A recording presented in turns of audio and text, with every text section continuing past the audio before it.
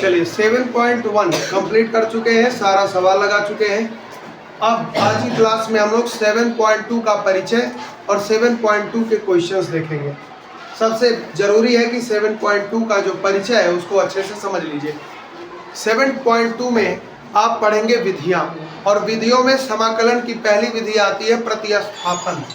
तो प्रतिस्थापन द्वारा समाकलन करना, ये आपको 7.2 में सारा इस्तेमाल करना है। तो प्रतिस्थापन द्वारा समाकलन कैसे होता है, पहले पहचान समझिए कि कहाँ पे आप प्रतिस्थापन द्वारा समाकलन का प्रयोग करेंगे। तो जब भी आपको साइन ऑफ इंटीग्रेशन मिले और उसमें आपको fx मिले और fx के साथ यहाँ पे इनटू में f' भी मिल जाए, या इंटीग्रेशन मिले fx मिले और बटे में f' मिल जाए, या इंटीग्रेशन मिले f' मिले और बटे में fx dx मिल जाए। इस तीनों तरह की कोई भी कंडीशन अगर मिल रही है तो वहां पे प्रतिस्थापन द्वारा समाकलन लगाया जाएगा। इसका क्या मतलब समझ में आ रहा है भाई? इसका समझ में हम लोगों के यही आना चाहिए कि जब समाकल्य में फलन और उस फलन का अवकलन, उस फलन का क्या बेटा, अवकलन, दोनों मौजूद हो, दोनों क्या हो बेटा, दोनों मौजूद हो, तो प्रतिस्थापन करते हैं। पहली चीज तो आपको ये क्लियर होनी चाहिए कि प्रतिस्थापन कहाँ लगेगा। तो प्रतिस्थापन वहां लगता है जहां पे फलन और उसका अवकलन दोनों मौजूद हो, तभी हम लोग वहां पे प्रतिस्थापन लगाएंगे।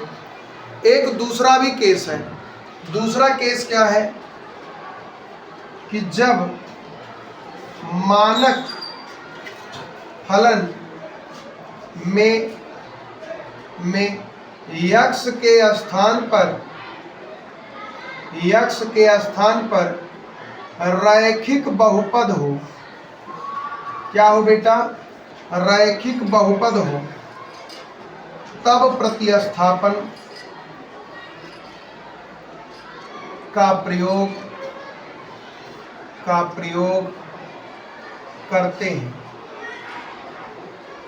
ये दो तरीके हैं और दोनों को अच्छे से समझिए। फिर दो आपको हम शॉर्ट ट्रिक बताते हैं, उसके बाद में एक्सरसाइज तुरंत शुरू हो जाएगा। आपने एक सवाल लगाया था अभी पिछले क्लास में, integration of sine 2x dx। तो हमने कहा था कि अगर इसको लगाना हो तो हम लोग लगा सकते हैं बेटा कि इंटीग्रेशन ऑफ साइन 2x है। तो हमने आपको बताया था कि 2x जो है वो रैखिक है। तो साइन का पहले हम देखेंगे समाकलन क्या होता है। तो साइन का बेटा हमने कहा था माइनस में cos 2x होता है, और जब 2x है उसका अवकलन क्या होता है 2। तो उस 2 से हम लोग क्या कर देते हैं भाग, और प्लस में क्या आ जाता है c, और ये हो जाता है आंसर। लेकिन ये जो डायरेक्ट आया है ये कहीं ना कहीं ट्रिक है, ट्रिक का सहारा आपने लिया है। लेकिन जब आप मेथड के द्वारा देखेंगे तो इसी सवाल को हम लोग लगा सकते हैं प्रतिस्थापन के द्वारा। प्रतिस्थापन मतलब इसका प्रयोग करके लगाएंगे। जो नियम है, जैसे यहाँ पे सवाल दिया है integration of sine 2x dx। तो हम लोग क्या करते हैं कि जहाँ प्रॉब्लम है उसको हम लोग t मानेंगे, x के स्थान पर जो रैखिक बहुपद आएगा उसी का प्रतिस्थापन होगा।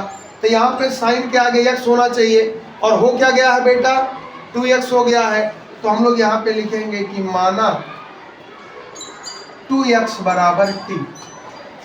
जो x के स्थान पर फालतू आ गया है उसी को हम क्या मान लेंगे बेटा, टी मान लेंगे। टी मानने के बाद दोनों पक्षों का यक्स के सापेक्ष अवकलन किया जाएगा, यक्स के सापेक्ष अवकलन किया जाएगा। तो 2x का क्या हो जाएगा बेटा, 2 हो जाएगा। t का क्या होगा, dt अपान dx। dx को हम इधर ट्रांसफर कर दे, 2 को इधर कर दे, तो dx बराबर आ जाएगा dt अपान 2। अब हम इस सवाल को चेंज कर सकते हैं, sine of integration sine 2x dx। तो यहाँ पे साइन ऑफ इंटीग्रेशन, साइन की जगह पे तो साइन रहेगा, और 2x की जगह पे बेटा कितना आएगा, t आएगा, और dx की जगह पे बेटा कितना आएगा, dt बटे 2 आएगा। अब आप जान रहे हैं कि ये 2 कांस्टेंट है, इस 2 को हम बाहर निकाल सकते हैं, तो इस 2 को आप बाहर निकाल लो, तो 1/2 बाहर हो गया। अब ये आ गया साइन t dt हो गया, और साइन t एक तरह से फंक्शन बन गया, t के सापेक्ष करना है, तो साइन का होता है माइनस कॉस, 1/2 माइनस में कॉस t प्लस में c, तो माइनस कॉस, और t की जगह पे आप जो प्रतिस्थापन किए हो उसका आप मान रखिए, तो t की जगह पे आ जाएगा 2x, और बटे में कितना है बेटा 2, और प्लस में कितना है c। ये हो गया इसका आंसर। अब आप इस आंसर को देखिए, इस आंसर को देखिए, क्या कोई अंतर है, बिल्कुल अंतर नहीं है। लेकिन ये जो आपने लगाया है बाय स्टेप लगाया है, बोर्ड ये डिमांड करता है कि आप ऐसे लगाओ, समझ गए, वैकल्पिक सवाल है, विकल्प वाला है, तो आप फट से ऐसे कर दो, और नहीं तो ऐसे लगाओ। नहीं तो आपको अगर इतना समझ हो चुका है तो इतना करने की जरूरत नहीं, डायरेक्ट आंसर लिखो। तो मान लेता है कि क्यों, क्योंकि ये 1 नंबर 2 नंबर से ज़्यादा आएगा नहीं, समझ गए। तो एक पहला जो हमने ये बताया था कि x के स्थान पर कुछ ऊटपटांग अगर रैखिक आ जाता है तो उसको इस तरह लगाया जाएगा।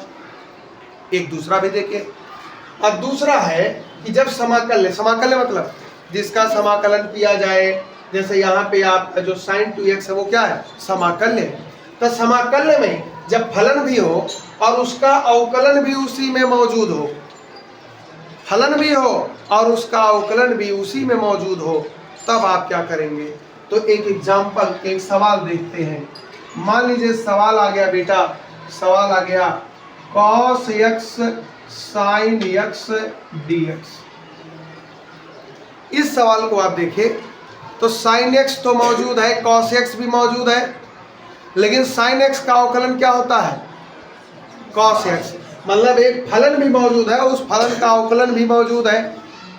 तो जब फलन भी मौजूद हो, उसका अवकलन भी मौजूद हो, तो ऐसी स्थिति में हम कौन सा रास्ता अपनाएंगे, प्रतिस्थापन अपनाएंगे।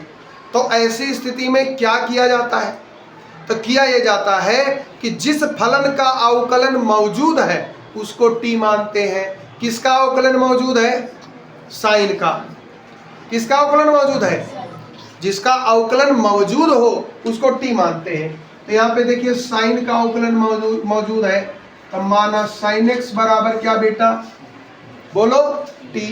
अब किसके सापेक्ष अवकलन, x के सापेक्ष अवकलन, x के सापेक्ष बेटा अवकलन। तो साइन x का अवकलन क्या होगा, cos x, और यहाँ जाएगा t का अवकलन dt अपान dx।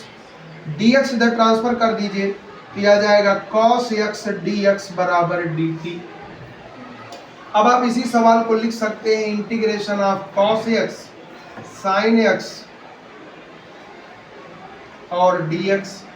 अब आप देखो बेटा, sin x को आपने क्या माना है, t, तो ये तो बेटा हो गया t, और cos x dx, cos x dx, इसकी जगह कौन आ जाएगा, बोलो cos x dx, cos x यहाँ dx, cos x into dx, तो cos x dx क्या है, dt, क्या हो गया dt।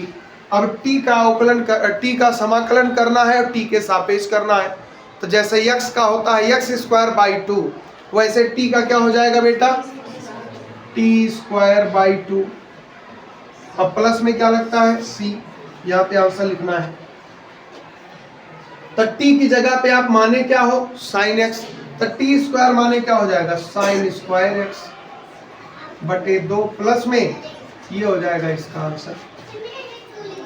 तो जब आप सवाल लगाएंगे तो दो ही तरह के सवाल मिलेंगे। एक, जहाँ यक्स होना चाहिए वहाँ पे कुछ अजीब आ जाएगा रैखिक में, और दूसरा आप पूरा समाकल्य देखोगे तो किसी का अवकलन उसी में मौजूद होगा, आगे पीछे ऊपर नीचे कहीं भी। तो यही आपको देखना है, पूरे एक्सरसाइज में यही काम करना है। थोड़ा बहुत सवाल अगर क्रिटिकल होता है तो वहाँ पे आपको हम बताएंगे, बाकी एक सिरे से सारे सवाल लगने हैं, ठीक है। तो ये आपका इंट्रोडक्शन है, इसे नोट करिए और उसके बाद में एक्सरसाइज में एंट्री करेंगे। लेकिन उससे पहले दो आपको हम ट्रिक देंगे।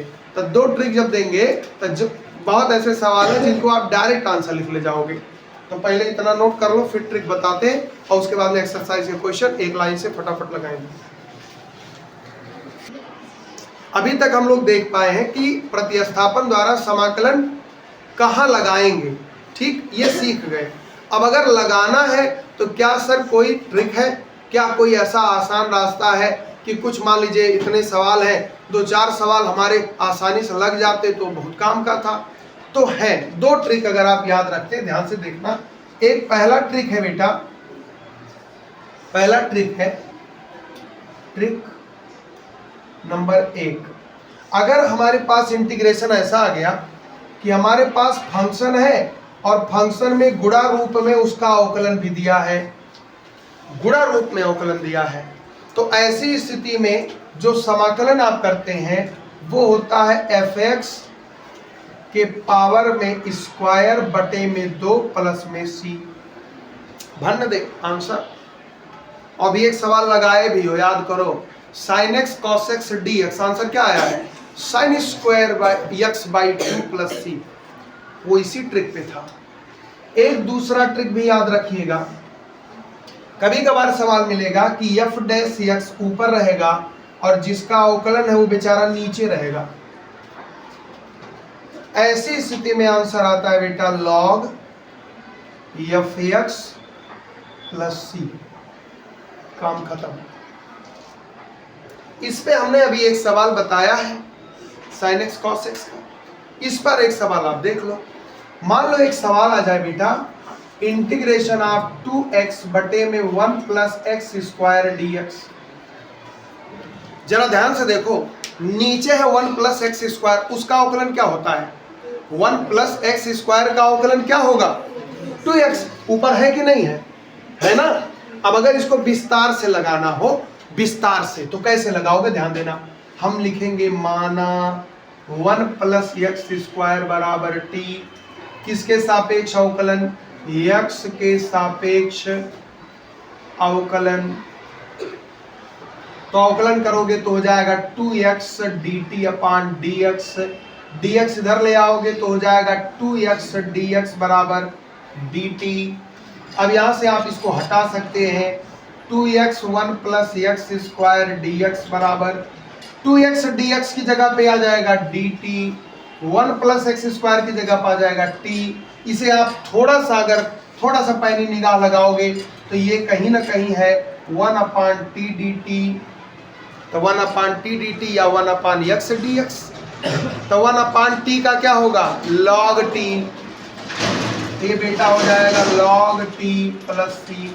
t क्या माने हो, t आपने माना है 1 प्लस एक्स स्क्वायर प्लस सी, और ये हो जाएगा बेटा, बोलो भाई आसान है भाई, पानी पिया देखो चलो, देखो पानी दे, बोलो आसान है, हैं? अब मैं आता हूं ट्रिक पे। ट्रिक द्वारा सेकेंड मेथड, ये मान लीजिए है फर्स्ट मेथड, यही सवाल फर्स्ट मेथड और यही सवाल मैं सेकेंड मेथड जो ट्रिक सिखाया हूं उस पे आओगे। तो दिया है 2x 1 plus x square dx। आपको हमने ट्रिक बताया है कि जब f डैश x ऊपर हो, f x नीचे हो और समाकलन करना हो तो डायरेक्ट लिखते हैं बेटा log f x प्लस, लिखते हैं। तो इसका प्रयोग कर दोगे तो हो जाएगा log 1 plus x square plus. आपके पास दोनों चॉइस है और हम चाहेंगे कि आप भी ये चाहोगे कि हम हमेशा सेकंड चॉइस पे जाएंगे। क्यों?